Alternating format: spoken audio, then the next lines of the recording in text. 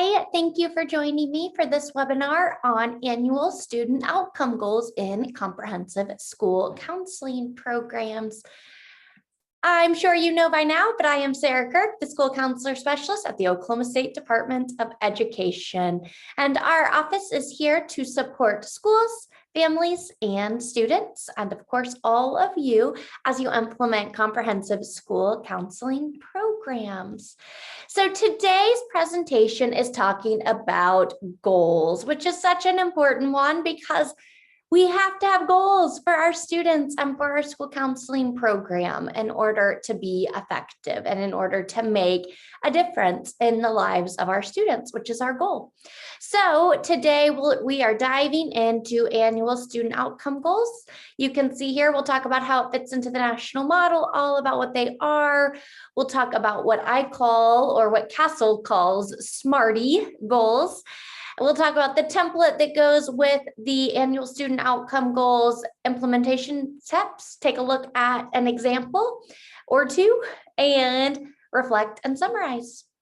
As always, we don't want perfect to be the enemy of good.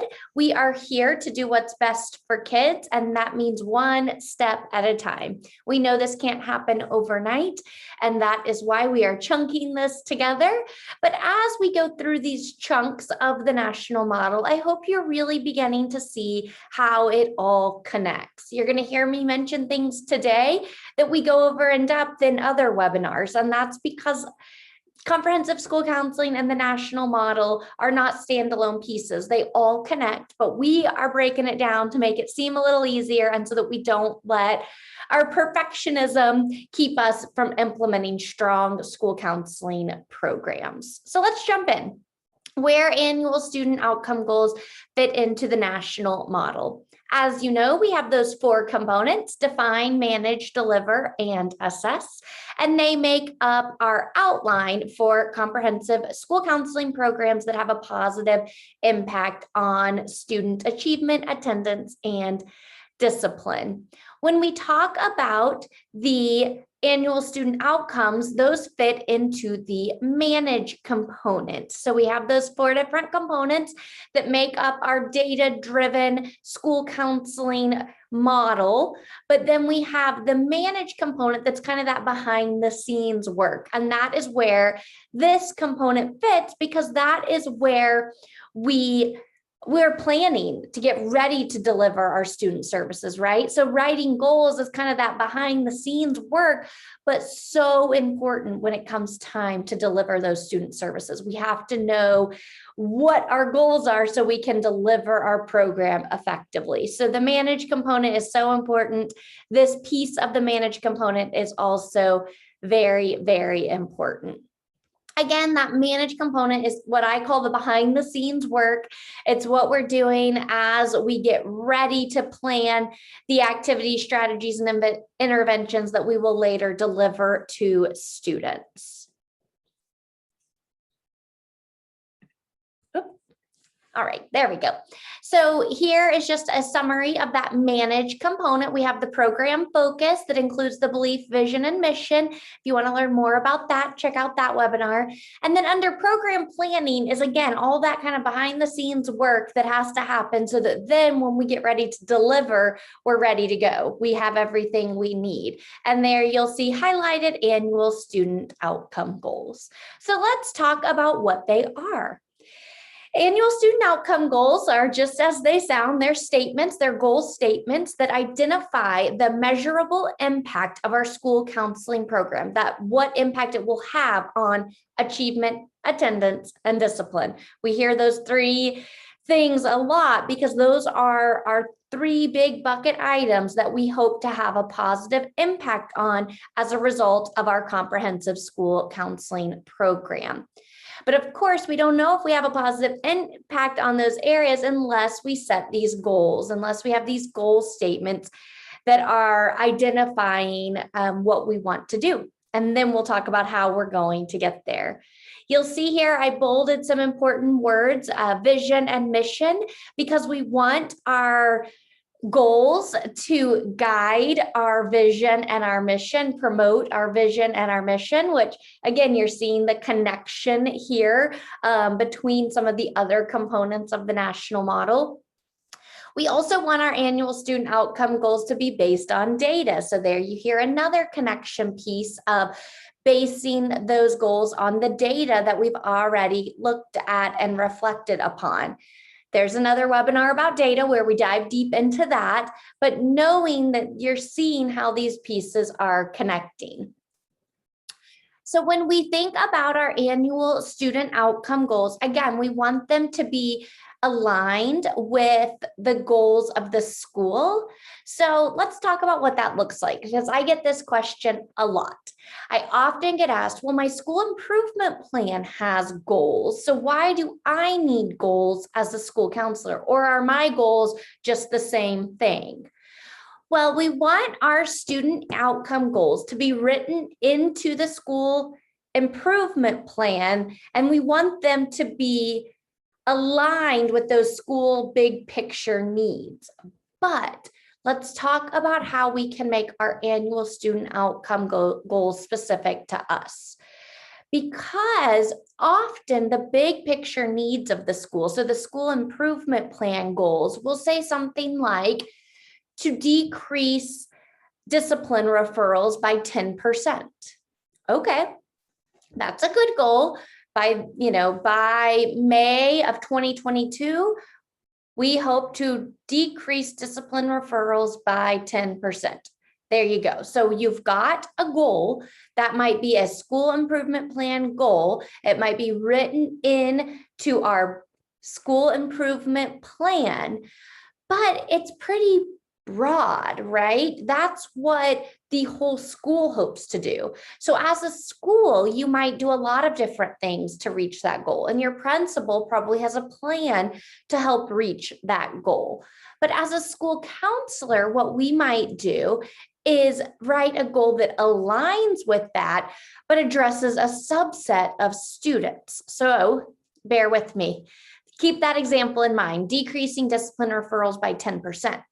But you, as the amazingly strong, comprehensive school counselor that you are, listened to the data webinar and realized, oh, I need to disaggregate that data a little more. I need to look at what student groups are disproportionately receiving discipline referrals.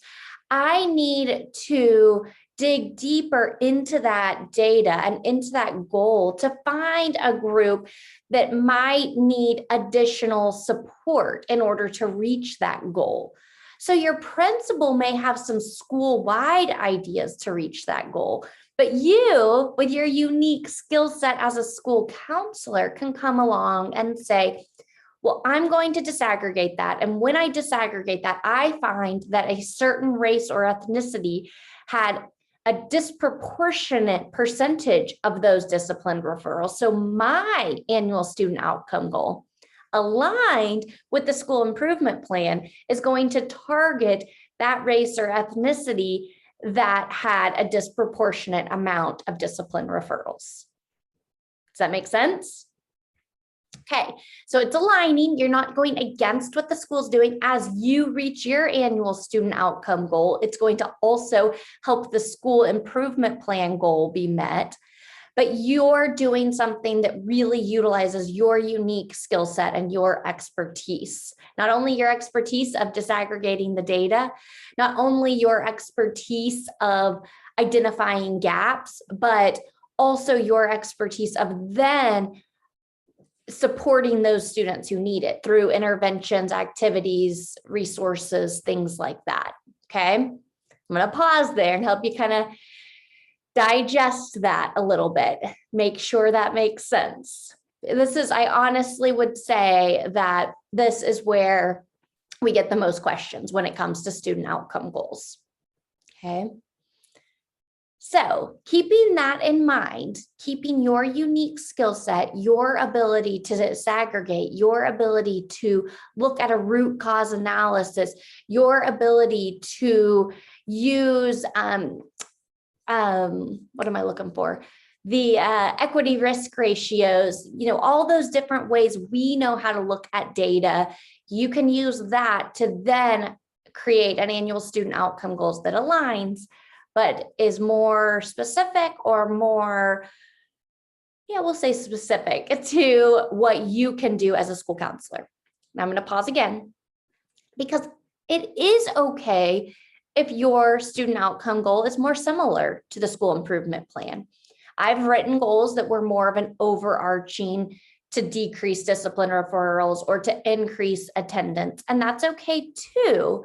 But know that then when we get to action plans to meet those goals, then you're going to dive deeper. Because most of the time as school counselors, everything we do isn't school-wide, right? We're targeting specific students. That's our role. We'll do some school-wide stuff, but we're also targeting specific students or specific grades or specific needs, that sort of thing. So if your goals are more broad, that's okay, but we're still going to end up kind of honing in as we look at those action plans. All right. One more thing I'm going to say before I confuse you thoroughly. You can also have more than one student outcome goals. You should have more than one. So you might have one that's more broad and then one that's more specific. I'll give you an example. The year that I applied for RAMP, my annual student outcome goal was a more broad goal because I wanted to show all the different school-wide, all the different classroom-wide, and all the different small group and individual things I was doing to address that goal. So it was a more broad discipline goal. But I also had a closing the gap action plan that specifically addressed students who were in kindergarten that didn't go to pre-kindergarten. We noticed a significant increase in behavior referrals once those students were in kindergarten that hadn't ever had any formal schooling before. And it was often because we were putting them in a classroom with students who had. And so there was a gap. And we identified that gap. And so then I made this closing the gap action plan with a student outcome goal that was more specific to address those kindergarten students who had not attended pre-K. In that example, I had both a broad and a more narrow, but both aligned with our school improvement plan. All right, hopefully made that one clear. I know that can be a little bit difficult. All right, so when we think about our annual student outcome goals, they're based in our school outcome data. So we're going to look at our school-wide data when we're writing these goals. Again, if we don't look at past data, the previous year's data, what the previous semester, previous year, something like that, how do we know to write these goals? We can't write a SMART goal in the SMART goal format to decrease behavior referrals or increase attendance or increase achievement data if we don't know what the data is to begin with. Maybe if you have a 99% average daily attendance, you probably don't need a really broad attendance goal. You might need an attendance goal that just targets the ones with lower attendance, but you probably don't need a really broad one. You've got awesome attendance. So of course, we want to first look at that school data. We then want our student outcome goals to promote improved achievement, attendance, or discipline. So they're going to be in one of those three areas. They're going to obviously focus on the school counseling program. So again, that's kind of what keeps it different from those school improvement plans, because this is focused on what your school counseling program can do. They're written to be implemented at the beginning of the school year. So this is typically something we want to complete in August, September-ish, October at the latest. And then we want to use that ASCA SMART goal template. And again, I'm going to go a little deeper and encourage you to use the CASEL SMART E goal idea. So we'll talk about that in a minute. Oh, right now is when we'll talk about it. All right. Okay, so SMART goals, I'm sure you're all familiar with SMART goals. You probably teach them to your students. So Doran actually came up with the SMART goal format, and I think it's a he, I shouldn't assume that. Doran made the acronym SMART to stand for specific, measurable, attainable, results-oriented, and time-bound. So that's, of course, what the SMART acronym stands for. So when we write our goals, we want to make sure they're specific, they're measurable, Attainable. Attainable is important. I often see school counselors write goals like 100% attendance or 0 behavior referrals or something, or a substantial decrease or increase from where you were previously. We want it to be attainable. That's important. We lose sight of the goal if it seems too impossible. Results oriented and then time bound. So the time bound, make sure we add that element of when do we want to complete this by, which is important because if we don't, again, there's no end in sight.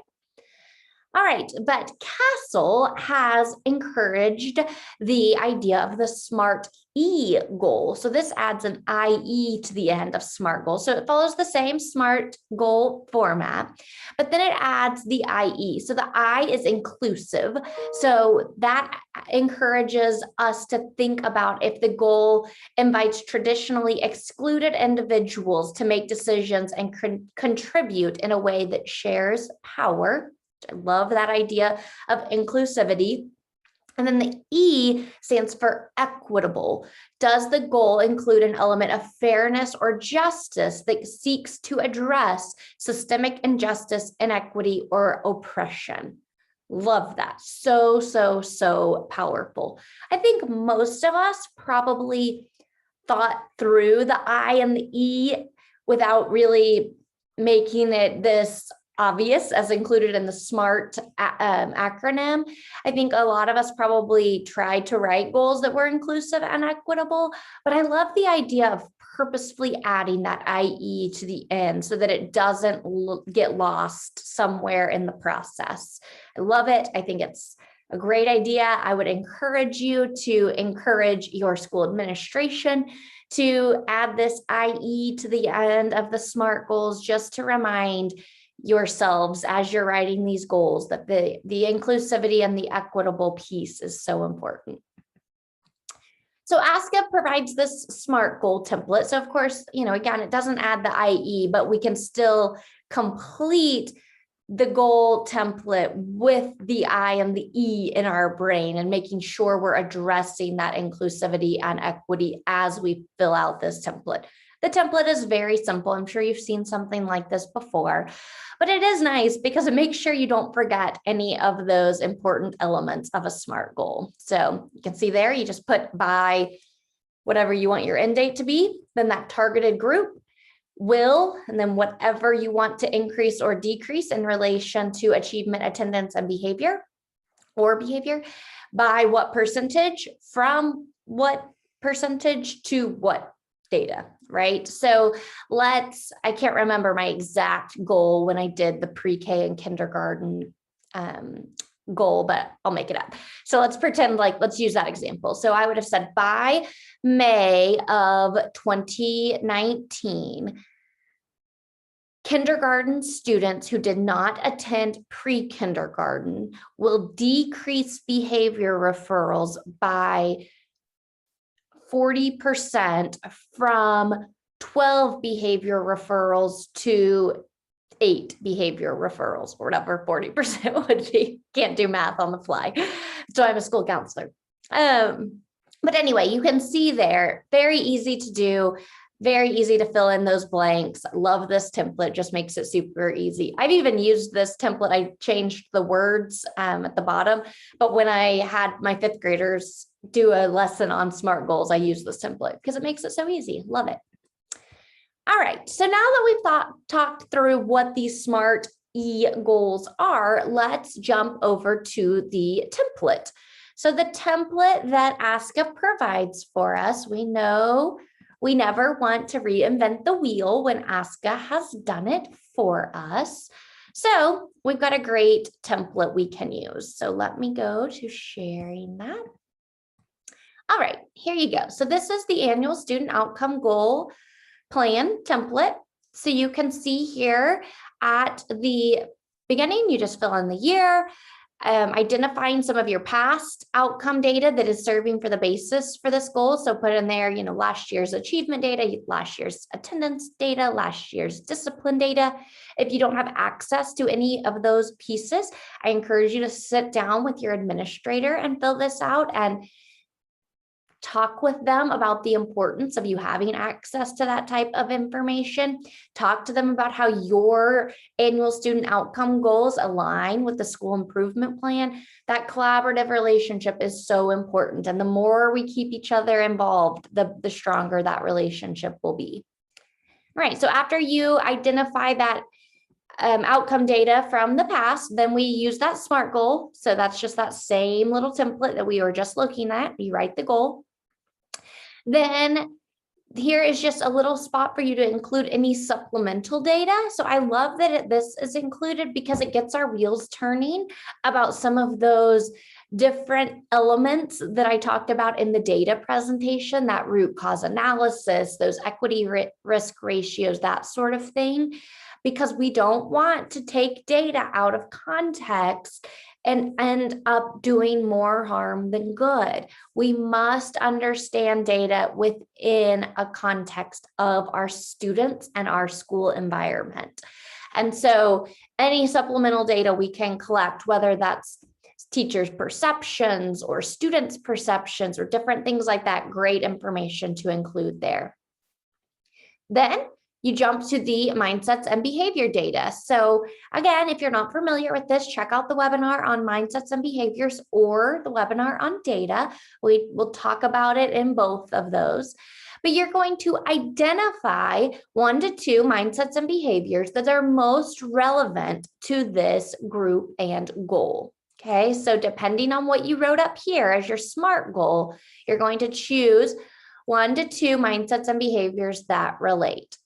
Then you're going to write objectives.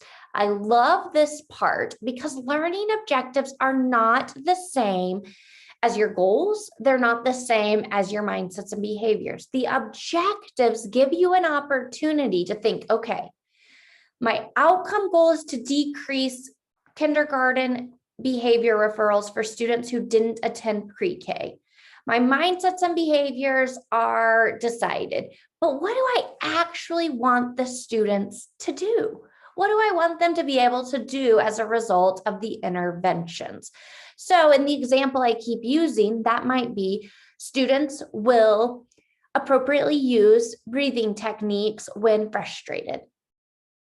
Okay, it's not directly it is directly connected, but it's not saying students won't get behavior referrals. That's not telling me what they will do, right? We want this to say what the student will do. So when I put the students who are targeted in this intervention, when I do a mindfulness small group about different ways to calm our bodies when we're frustrated, then I want my outcome to be they're able to use those strategies as needed. Does it make sense? I hope so. Makes sense in my brain. So I hope it does in yours too. I think that I'm going to repeat a little bit of this just because I find that there's a lot of confusion when it comes to the difference between outcome goals, mindsets and behaviors, and objectives. So I want to make sure you understand. I think this template really helps us understand it, but make sure you take a minute to process that. The outcome goal is how the attendance, achievement, or discipline will change. It's a SMART goal. The mindsets and behavior data are the mindsets and behaviors targeted in this outcome goal. Objective is what the student will be able to do as a result of your school counseling program. Make sense? Okay. Might help to kind of think of it as it gets more narrow focus too. Okay. The SMART goal, the outcome goal, is broader than our mindsets and behaviors, kind of help bring it in a little. And then the objectives are the most specific. If you have any questions about that, reach out. Try a different way of teaching it. That's what we do as educators, right? All right. So then this next box just has you list possible activities and strategies or interventions to address that. So again, using my pre-K example, I would list the mindfulness small group. I would mention the parent education training I was going to provide. I would mention the collaboration and consultation with the kindergarten teachers about how to meet those students' needs. I would talk about the collaboration between principal and school counselor of how to make discipline more of a learning opportunity than getting in trouble.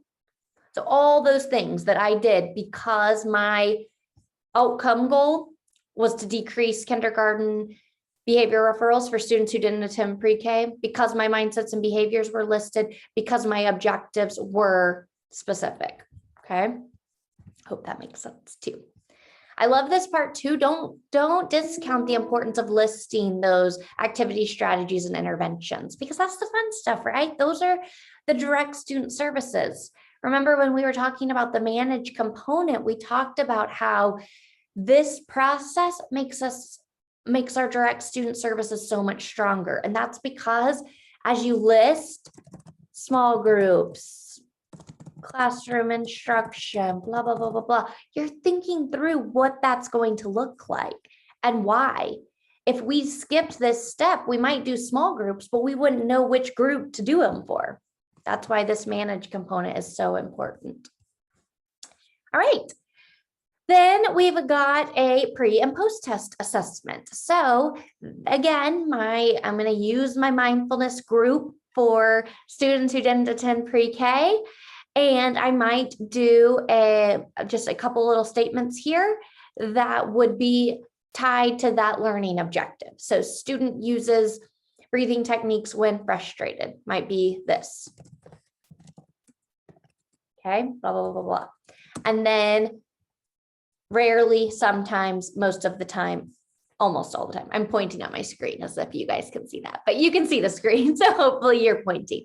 So then you can see the scales. So what you would want to do with this is give it before the small group and then of course after, and you're going to compare. Okay.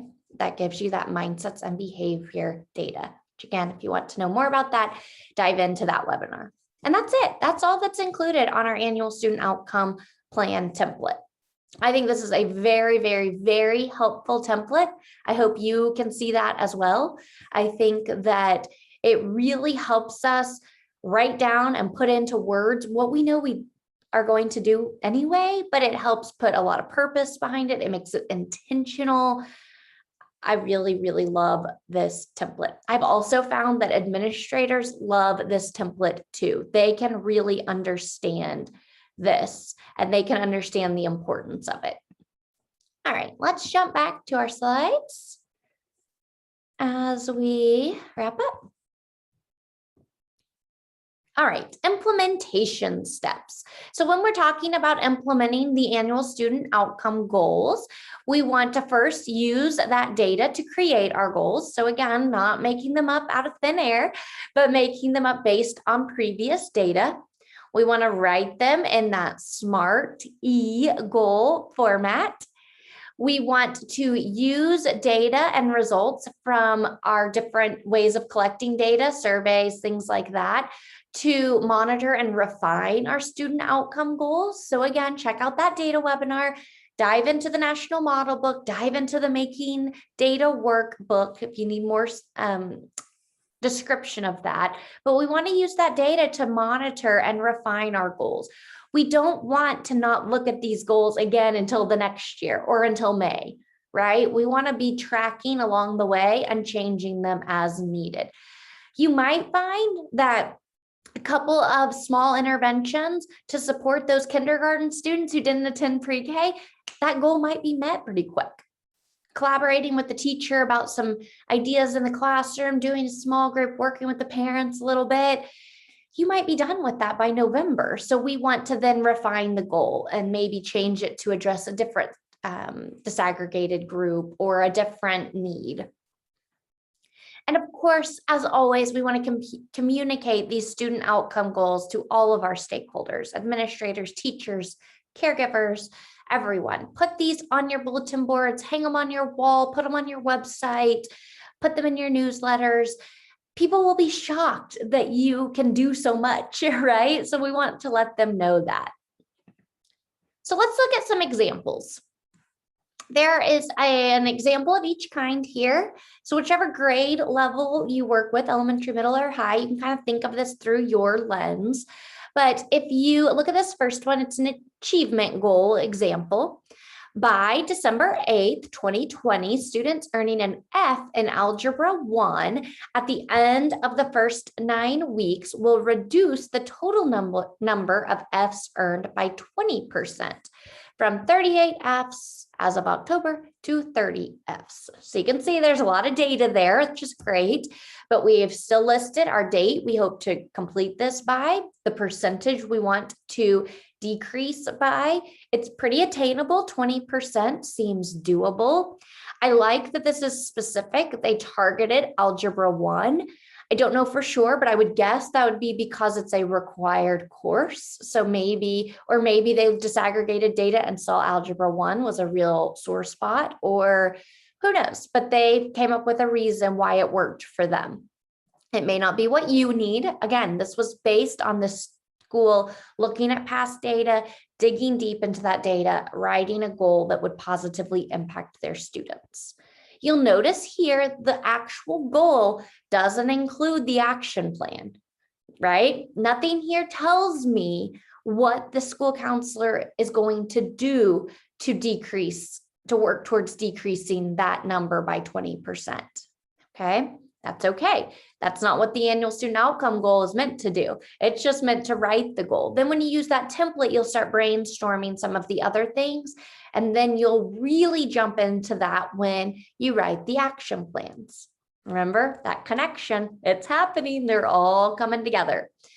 Also keep in mind with this goal, what if December 18th, 2020 rolled around and a pandemic had happened, and that number, the number of Fs earned, did not decrease by 20%. Maybe it decreased by 15% because the school counselor put some strong supports in place, but they didn't quite get to that 20%. Is that a failure? No. It's not at all, because they still made progress. They still wrote a goal. Even if they didn't decrease at all, that's data. That tells us something. It tells us what we're doing isn't working. We need to think about something else. But remember, we're not going to let perfect be the enemy of good, because if we say, we didn't even get close to reaching that goal, I'm not writing goals anymore, that's stressful and overwhelming, I don't even reach them. Well, then we're not going to change anything we do. We're not going to reach our goals, but we're just not going to know we're not reaching our goals, which is even worse. Okay, so even not reaching our goals is data, is information, and will strengthen our school counseling program, which will end with better student outcomes, because we're figuring out what works and what doesn't work. Okay, so if the number of Fs would have gone up instead of down after implementing a lot of things, that's a really good time to come together with the administrator, come together with the math team, come together with the specialist, whoever it is, and really dig deep into what's going on. Okay, but we wouldn't have known to dig deep if we wouldn't have had the outcome goal and wouldn't have tracked the data. All right, the attendance goal example.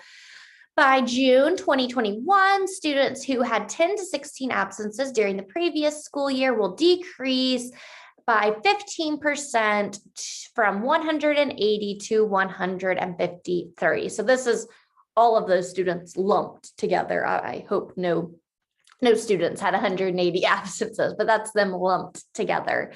So again, very specific, lots of data in there. Gives good numbers, gives you that opportunity to 15% is a pretty reasonable amount, 180 to 153. That also leaves room where maybe the next year, if you hit that 153, you could use a very similar goal, but try to get it down to 120 next year or something like that. So again, you'll see this doesn't have the action steps written into it either. That will come next, but it gives us that really strong, SMART goal to start with, to get us going, and then we'll start from what needs to be done.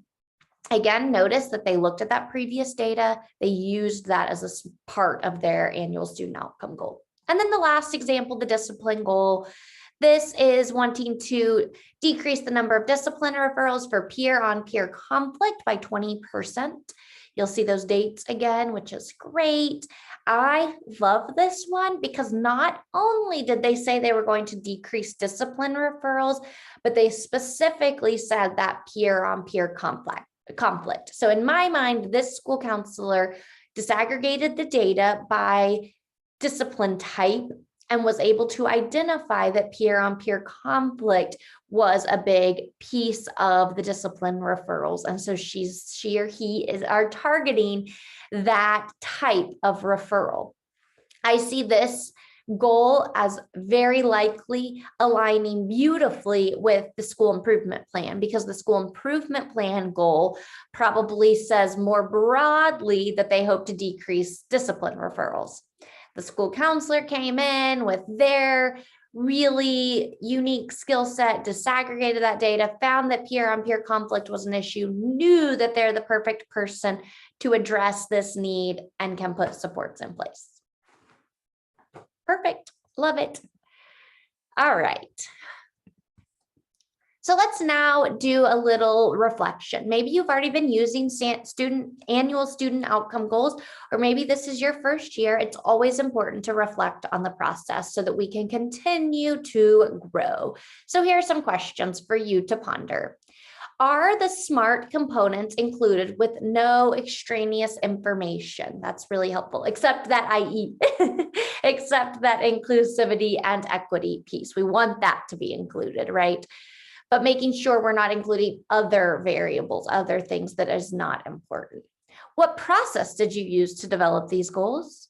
How do your annual student outcome goals address student outcomes or student inequalities?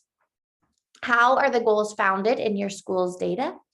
And why are these goals important to your school? Really hitting on that alignment, the mission, the vision, making sure everything we're doing is connected, makes sense, is relevant.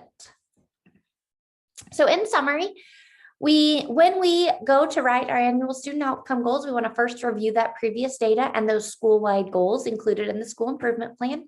We want to write the student outcome goals in that SMART E format that are informed by data and align with those school-wide goals. And then we want to share them. We want to make sure people know what they are. We want to make sure our teachers and our educators know what they are so that they know what we're working on. They're our partners in this, right? We want to make sure our administrators know because we're partnering with them. We're aligning with their goals. We are a part of the same team. We want our stakeholders, our community members, our parents, our caregivers. We want them all to know because they need to know how vital our school counseling program is to the outcome of our students. Just like I said earlier, do not be afraid of not reaching the goals. That's okay. We just reflect, refine, and continue working, right? We never let perfect be the enemy of good. Every step that we are taking towards a strong, comprehensive school counseling program aligned with the national model better serves our students. And that is how we know what we're doing is right. Thank you for joining me today as we talked about annual student outcome goals. As always, please reach out if I can ever do anything to help, or if you need any assistance as you write your annual student outcome goals. I encourage you to check out the 4th edition implementation guide. I did not have this when I wrote my annual student outcome goals, and goodness, do I wish I would have, because I just have found the implementation guide to have such great examples and really help you that step-by-step process of writing these goals. And then next we get to talk about the action plans to reach the goals. So I hope to see you again soon. And as always, thank you for what you do to serve our students. Have a wonderful day, and I'll see you again soon. Bye-bye.